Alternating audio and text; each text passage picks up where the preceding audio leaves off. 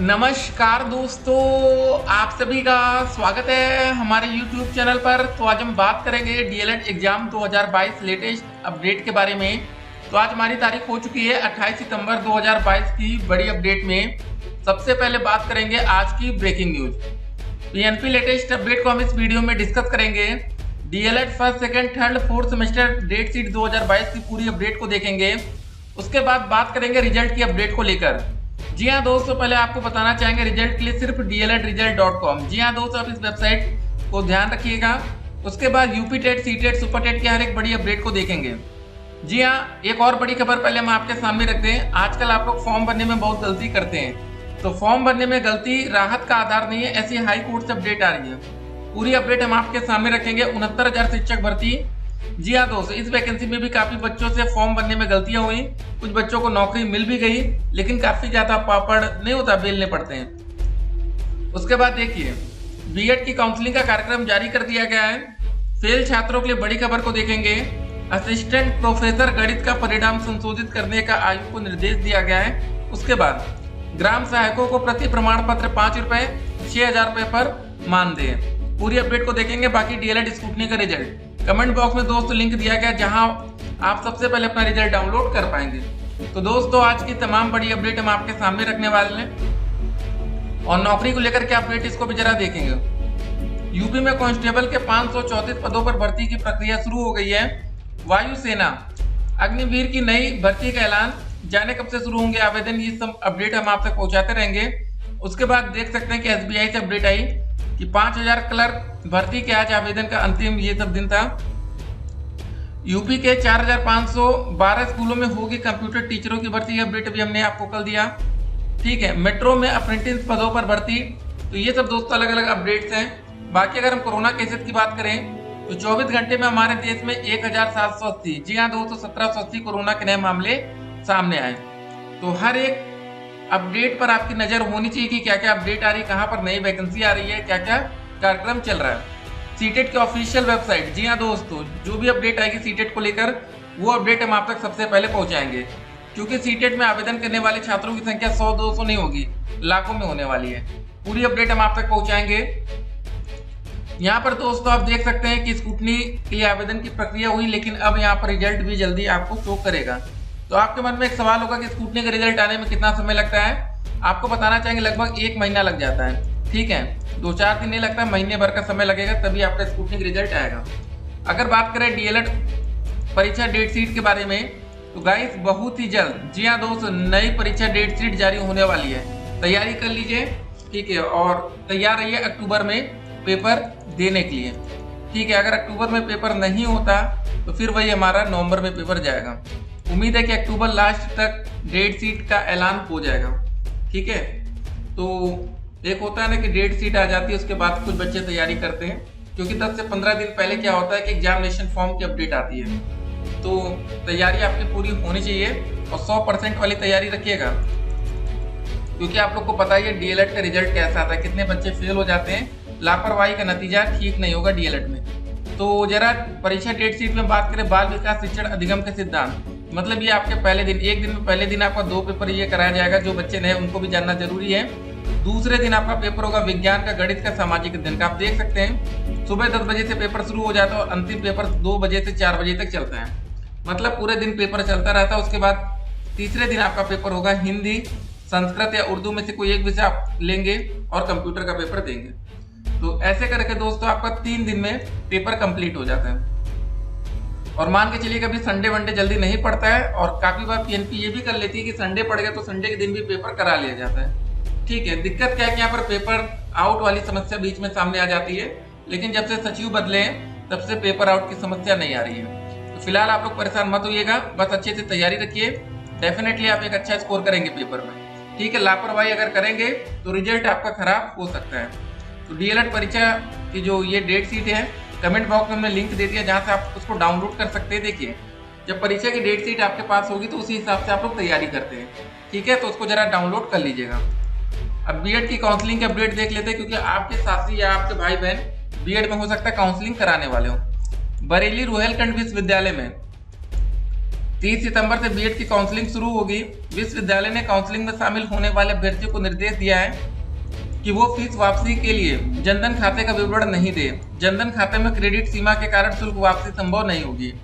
विश्वविद्यालय ने 4 राउंड में काउंसलिंग कराने का फैसला किया है। 30 सितंबर से शुरू होने वाले पहले चरण में 1 से लेकर 75,000 रैंक तक के अभ्यर्थी शामिल होंगे। तो एक बात आपको बता दें, अब बीएड में सीटें फुल हो सकता है, सीटें फुल हो जाए। उसका रीजन क्या है कि काउंसलिंग इतनी ज़्यादा देरी से हो रही है कि अब तक लगभग सभी बच्चों का फाइनल ईयर का रिजल्ट आ चुका है। लेकिन जब डीएलएड में एडमिशन की प्रक्रिया शुरू हुई, आपको पता होना चाहिए जब डीएलएड में आवेदन ही होता है ना, तो उस समय तक आपके पास फाइनल ईयर ग्रेजुएशन का रिजल्ट होना चाहिए ऑनलाइन वाला। ठीक है, तो यहाँ बीएड में क्या होता है, जो बच्चे अपेयरिंग होते हैं वो भी आवेदन कर सकते हैं, इसलिए यहाँ पर सीटें फुल हो जाती हैं। ये कभी मत सोचिएगा कि भैया बीएड डीएलएड का एक बेहतर विकल्प है। उसका रीजन आपको बता दें, मामला कोर्ट में चल रहा है। अगर बीएड के छात्रों को प्राथमिक भर्ती से बाहर कर दिया गया तो इसका सीधा फायदा डीएलएड छात्रों को मिलेगा। इस अपडेट को जरा देखिए। असिस्टेंट प्रोफेसर गणित का परिणाम संशोधित करने का आयोग को निर्देश है। देखिए आजकल गलतियां कितनी हो रही है ये भी आपको जानना जरूरी है। प्रयागराज से अपडेट आई। इलाहाबाद हाई कोर्ट ने उच्चतर शिक्षा सेवा आयोग को असिस्टेंट प्रोफेसर के मैथमेटिक्स गणित भर्ती परीक्षा की ओएमआर सीट के मूल्यांकन में हुई त्रुटि को संशोधित करते हुए रिवाइज्ड रिजल्ट शीघ्र जारी करने का निर्देश दिया है। यह आदेश न्यायमूर्ति एसडी सिंह ने अरुण कुमार की याचिका पर सुनवाई करते हुए दिया है। याचिका का कहना था कि परीक्षा में उसने 42 प्रश्नों के सही उत्तर दिए थे, इस हिसाब से उसे कम अंक मिले हैं। उसकी ओएमआर सीट का मूल्यांकन सही तरीके से नहीं किया गया। तो ये सब अपडेट है। उसके बाद जरा इस अपडेट को देखते हैं जो कि लखनऊ से आ रही है। राज्य सरकार ग्राम पंचायत सचिवालयों में कार्यरत ग्राम सहायकों यानी कंप्यूटर सहायकों को प्रति प्रमाण पत्र 5 रुपए मेहनताना देगी। मुख्यमंत्री योगी आदित्यनाथ की अध्यक्षता में मंगलवार को ही कैबिनेट की बैठक में यह फैसला हुआ है। राज्य सरकार गांव में ही लोगों को जन्म व मृत्यु प्रमाण पत्र के साथ ही खसरा व खतौनी उपलब्ध कराने के लिए ग्राम सचिवालयों को मजबूत बना रही है। इसके संचालन के लिए ग्राम सहायकों को रखा गया है। उन्हें 6,000 रुपये हर माह मानदेय दिया जा रहा है। प्रति प्रमाण पत्र 15 रुपये शुल्क लिया जाता है। ठीक है, उसके बाद अगली अपडेट जरा देखते हैं। इलाहाबाद हाई कोर्ट ने एक आदेश में कहा है कि पीसीएस परीक्षा में आवेदन फॉर्म में दिए गए निर्देशों का पालन करना अनिवार्य है। फॉर्म भरने में अभ्यर्थी की ओर से की गई कोई गलती राहत देने के आधार नहीं हो सकती। कोर्ट ने कहा कि उस अभ्यर्थी को परीक्षा में शामिल होने की अनुमति नहीं दी जा सकती जिसने निर्देशों का पालन नहीं किया है। जी हाँ दोस्तों, अगर आप कोई भी फॉर्म भरते हैं तो वहाँ पर एक साफ साफ बातें लिखी रहती है। जैसे अगर आप लोग यूपी टेट का या सुपर टेट का फॉर्म भरेंगे ना, तो वहाँ पर संशोधन का कोई अवसर अब यहाँ नहीं मिलता। सीटेट में भले एक बार आपको मिल जाए, लेकिन यूपी टेट में नहीं मिलता। ठीक है, जरा देखिए समझिए इस अपडेट को।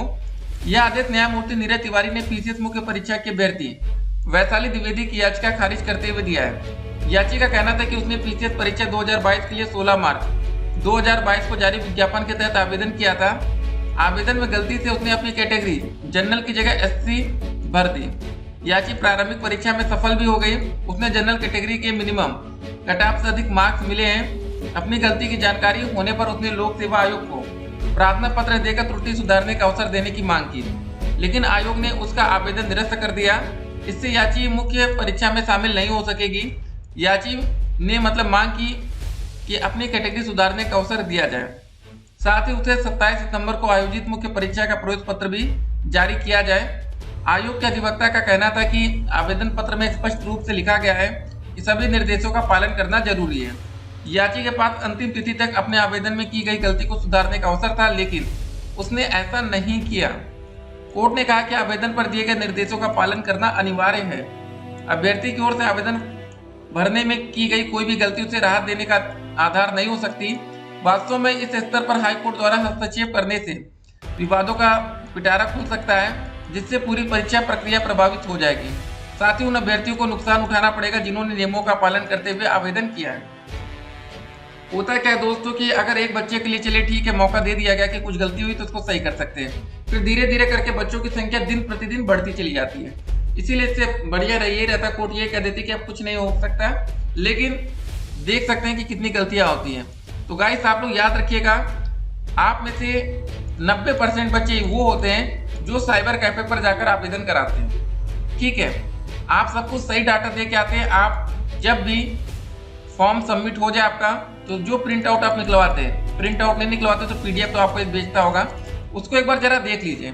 इतना कष्ट उठा लीजिए कि आपका नाम सही लिखा हो, डेट ऑफ बर्थ तो बहुत जरूरी है, वो सही होनी चाहिए, ठीक है। उसके बाद आपकी कैटेगरी, अगर आप ओबीसी कैटेगरी के छात्र हैं, जनरल, ठीक है, गलती से उसने जनरल कर दिया है तो फिर आपको आरक्षण का फायदा नहीं मिल पाएगा। अगर आप एससी कैटेगरी के छात्र हैं, ठीक है, फॉर्म भरने वाले ने उसमें जनरल लिख दिया तो आप जनरल का फायदा मतलब एससी का फायदा नहीं उठा पाएंगे अपने मतलब आरक्षण का। तो इस बात का जरा आपको ध्यान रखना है। अधिक जानकारी के लिए आप लोग हमारे साथ बने रहिएगा।